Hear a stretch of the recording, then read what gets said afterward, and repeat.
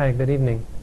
Tonight I thought I would continue my talks on the nature of reality, continuing where I last left off, explaining the existence of the mind as opposed to the existence of material only. And so just to recap and sort of summarize what I had said last time, maybe making it a little bit more clear,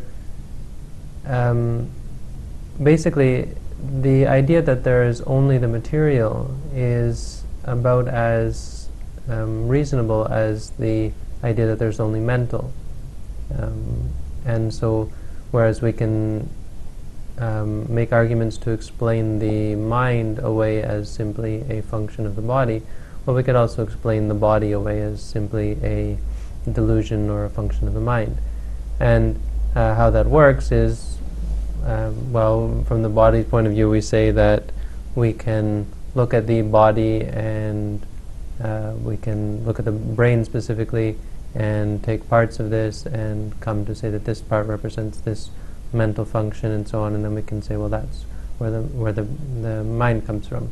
We can, on the other side, we can look at the mind and we can say, okay, when I wish for seeing to arise, then there is seeing, and so on. When I wish for moving to arise, then there is moving.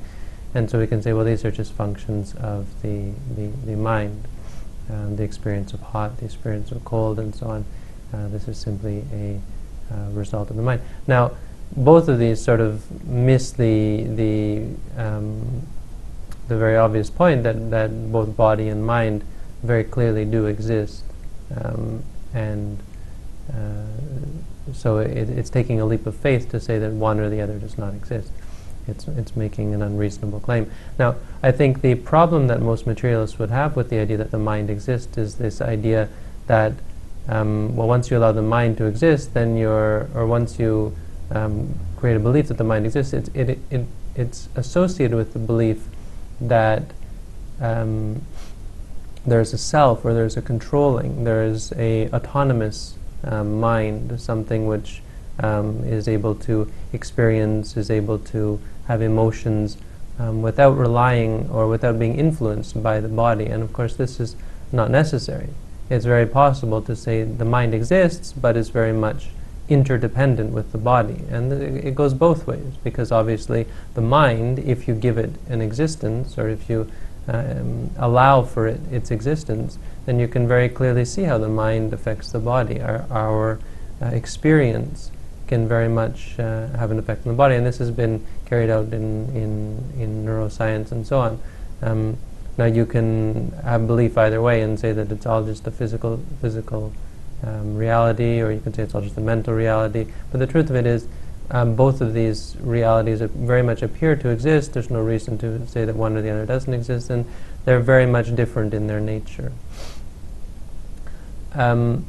So I'd like to then extrapolate on this and say, well, once you admit the existence of the mind without admitting that it is some autonomous self that is able to control or is able to determine one's future without the interaction or the interdependence on the body. Once you admit the existence of the mind, then you have certain interesting corollaries, and so this is what I'd like to talk about in my next videos.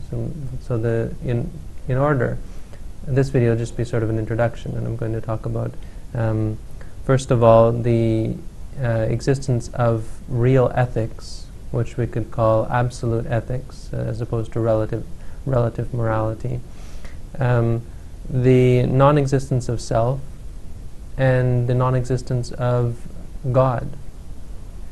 I think these three things, there are many other things that that come from the realization of the existence of the mind, and of course meditation is a very important one of those. But in these ones I'm going to talk about very specifically ideas which I think people generally have problems with, and this is the absolute morality, the non-existence of self, and the non-existence of God. So please tune in, and I'll try to address these in the next few videos.